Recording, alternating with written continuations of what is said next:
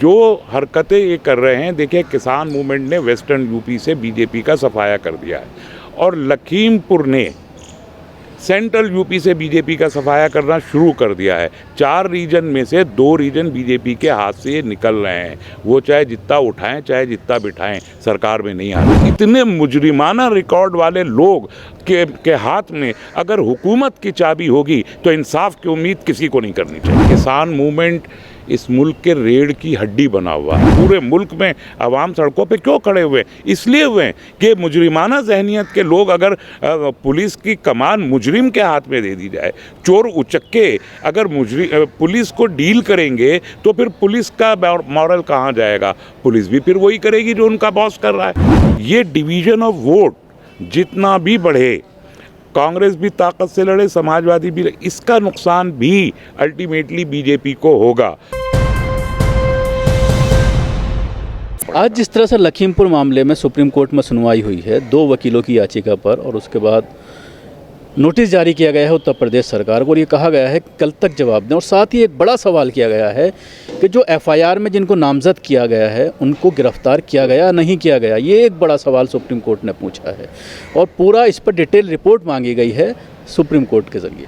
देखिए, मैं ये कहता हूँ कि अगर इस किस्म के जो normal routine law and order के इश्यूज़ हैं जिन पर स्टेट गवर्नमेंट को प्रॉम्प्ट एक्शन करना चाहिए, जहां पूरा मुल्क उसको देख रहा हो और पूरे मुल्क में डेमोस्ट्रेशन हो रहे हों और जहां वीडियोग्राफ्स बिल्कुल साफ बता रहे हों कि मुजरिम कौन है, वहां आप ये कहें कि एफआईआर हुई है, विवेचना कर रहे हैं, विवेचना के बाद गिरफ्तार करेंगे, तो अगर सरकार में इतनी जुर्रत नहीं है कि वो ले सके, कोई फैसला ले सके, तो सरकार को इस्तीफ़ा दे देना चाहिए। और मैं समझता हूं कि सुप्रीम कोर्ट को अगर सुबोटो कॉग्निजेंस इस किस्म के रूटीन मामलों में भी लेना पड़ रहा है तो फिर सरकार का काम क्या रह गया? सरकार का तो फिर कोई रोल नहीं है। ऐसी सरकार को बर्खास्त हो जाना चाहिए। मैं तो सुप्रीम कोर्ट से दरख्वास्त करूँगा कि अगर उनका जवाब वो नहीं आता है तो सुप्रीम कोर्ट के पास ये इख्तियारात होने चाहिए कि वो चीफ मिनिस्टर को बर्खास्त करे वहाँ पर और नई सरकार वहाँ पर लाए। ऐसी हुकूमत जो हाथरस में, मैंने कल परसों भी कहा था, हाथरस में जो लोग जाएं एक दलित बेटी के रेप के इन्वेस्टिगेशन के लिए उन जर्नलिस्ट को आप गिरफ्तार करके यूएपीए और एनएसए लगा देते हैं। यहाँ पर जो लोग मिजाज पुरसी करने जाएं, उस जो मकतूलीन हैं जिनको कत्ल किया गया है सत्ता के लोगों के ज़रिए, उनकी मिजाज पुरसी करने के लिए जाएं तो आप 151 लगा देते हैं। और जालिम जो है, जो कातिल है, वो बैठा हुआ टेलीविज़न पे बयान देता रहता है कि मैं तो कातिल नहीं हूँ। तो आप कातिल को ग्लोरीफाई कर रहे हैं और कातिल की हिमायत करने वाले को आप जेल में बंद कर रहे हैं। 30 घंटे से ज़्यादा प्रियंका जेल में रही हैं और संजय सिंह भी और दूसरे लीडर्स भी जेल में रहे हैं।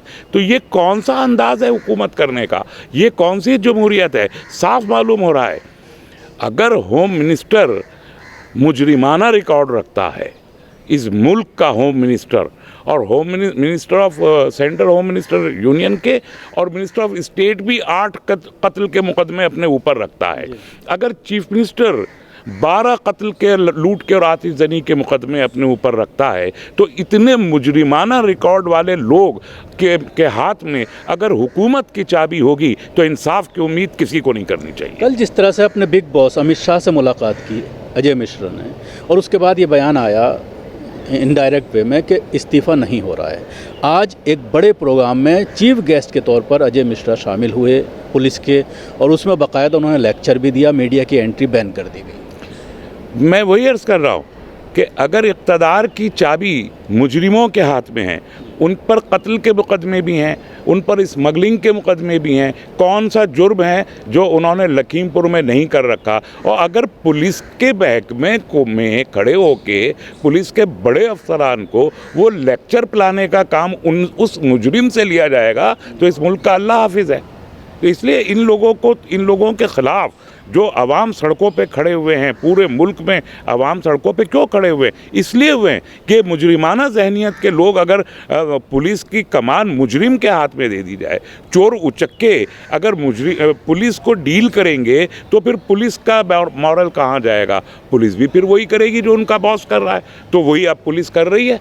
उत्तर प्रदेश के 3 दिन के सियासी हालात को देखते हुए एक बड़ा सवाल ये खड़ा हो रहा है कि कहीं ना कहीं अखिलेश जो मेन लड़ाई की बात कर रहे थे वो कहीं ना कहीं बैकफुट पर नज़र आ गए हैं। प्रियंका गांधी और राहुल गांधी ख़ास तौर से नज़र आ रहे हैं, प्रियंका लड़ती हुई नज़र आ रही हैं और कांग्रेस का ग्राफ उत्तर प्रदेश में कहीं ना कहीं बढ़ता नज़र आ रहा है। तो किस तरह से इसको देखते हैं बदलती सियासत को? कहीं ऐसा तो नहीं है कि एक ये प्री प्लान्ड हो बीजेपी का कि कांग्रेस को थोड़ा उठाएं ताकि वोट का बंटवारा हो और बीजेपी निकल जाए? हाँ देखिए, ये तो बहुत ज़्यादा सियासी सवाल है। इसको इवेलुएट करने में अभी वक्त लगेगा। ये बात सही है। देखिए, मैं एक बात हमेशा उत्तर प्रदेश इलेक्शन के ताल्लुक़ से कहता रहा हूँ।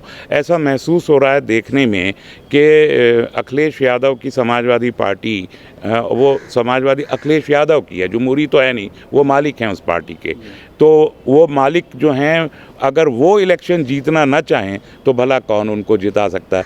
अवाम उनके साथ खड़े हो भी जाएं और अखिलेश ये तय कर लें कि मुझे मुख्यमंत्री नहीं बनना, तो भला कौन अखिलेश को वहाँ पर जिता सकता है? तो ऐसी एक सूरत हाल उत्तर प्रदेश में कहीं दिखाई देनी शुरू हुई है। प्रमोशन मीडिया के ज़रिए गवर्नमेंट ने अखिलेश का भी किया, प्रमोशन मीडिया के ज़रिए सरकार ने अवैसी साहब का भी किया, प्रमोशन मीडिया के ज़रिए सरकार अभी कांग्रेस का भी कर रही है और ख़ुद कांग्रेस भी खड़ी हो रही है। तो ये मल्टीपल फोर्सेस एक पर्टिकुलर ताकत के साथ वहाँ खड़ी होती हैं तो डिवीज़न ऑफ वोट तो बढ़ेगा, इसमें कोई शक नहीं है। लेकिन मैं एक बात इसके साथ आपसे अर्ज़ कर दूँ, ये डिवीज़न ऑफ वोट जितना भी बढ़े, कांग्रेस भी ताकत से लड़े, समाजवादी भी, इसका नुकसान भी अल्टीमेटली बीजेपी को होगा। क्योंकि यूनिटी ऑफ वोट जब हमने 2019 के लोकसभा इलेक्शन में देखा था, जहां बीएसपी, समाजवादी और कांग्रेस एक साथ खड़े हुए थे, वहां वोट का जितना शार्प पोलराइजेशन हुआ कि बीजेपी 50% तक वोट ले गई। तो इस पोलराइजेशन का फ़ायदा बीजेपी को होगा। लेकिन ये जितना बिखराव हो रहा है, जो 2017 का इलेक्शन है उसमें बीजेपी के पास 38% वोट था, वो ये 38% वोट माइनस ही होगा। जो हरकतें ये कर रहे हैं, देखिए किसान मूवमेंट ने वेस्टर्न यूपी से बीजेपी का सफाया कर दिया है और लखीमपुर ने सेंट्रल यूपी से बीजेपी का सफाया करना शुरू कर दिया है। 4 रीजन में से 2 रीजन बीजेपी के हाथ से निकल रहे हैं। वो चाहे जितना उठाएं चाहे जितना बिठाएं, सरकार में नहीं आ रहा है। कुछ नेताओं के जरिए दबे लफ्ज़ों में ये बात सामने आ रही है कि 3 तारीख को राकेश टिकैत की जो मुलाकात हुई अधिकारियों के साथ, जो बैठक हुई और उसमें मुआवजे को लेकर ऐलान हुआ और बड़ी खुशी के साथ राकेश टिकैत ने कहा कि सरकार ने जो भी ऐलान किया है बिल्कुल सही है, हम उसके साथ हैं और अब जो है इस चीज़ को मान लेना चाहिए। तो कहीं ना कहीं राकेश टिकैत के ऊपर भी सवाल उठने लगा कि वो मैनेज हो गए हैं और खुद किसान नेताओं के ज़रिए कुछ इस तरह के बयान आते हैं। देखिए, मैं बहुत ज़्यादा इस पर तबसरा इसलिए नहीं करना चाहता है कि ये किसान मूवमेंट का ताल्लुक़ है, इसके ताल्लुक़ से है। और किसान मूवमेंट इस मुल्क के रीढ़ की हड्डी बना हुआ है इस वक्त। अगर ये मूवमेंट किसी वजह से भी कमज़ोर होता है तो ये इस मुल्क के मफाद में नहीं होगा। टिकैत साहब अभी इस किसान मूवमेंट का चेहरा बने हुए हैं, लेकिन टिकैत साहब के क्रेडेंशियल्स क्या रहे हैं ये सबको पहले से भी मालूम है, अब भी मालूम है, बाद में क्या होगा वो भी मालूम है। मगर ये एक बात का यकीन रखना चाहिए कि इस मूवमेंट में, किसान मूवमेंट में टिकैत साहब चेहरा हैं, इस मूवमेंट की रीढ़ की हड्डी कोई और है, इसलिए बेफिक्र रहिए। शुक्रिया। डॉक्टर तस्लीम रहमानी हमसे बात कर रहे थे, ख़ास तौर से जिस तरह से राइट्स को लेकर जिस तरह से विनोद यादव जी का ट्रांसफ़र किया गया है उस पर उन्होंने अपनी राय रखी। उसके साथ ही किसान मूवमेंट को लेकर जिस तरह से पूरा हंगामा चल रहा है और जिस तरह से सुप्रीम कोर्ट में आज उस पर सुनवाई हुई है उस पर भी बातचीत की। दिल्ली से कैमरा पर्सन फैजी के साथ न्यूज़ मैक्स के लिए शकीला।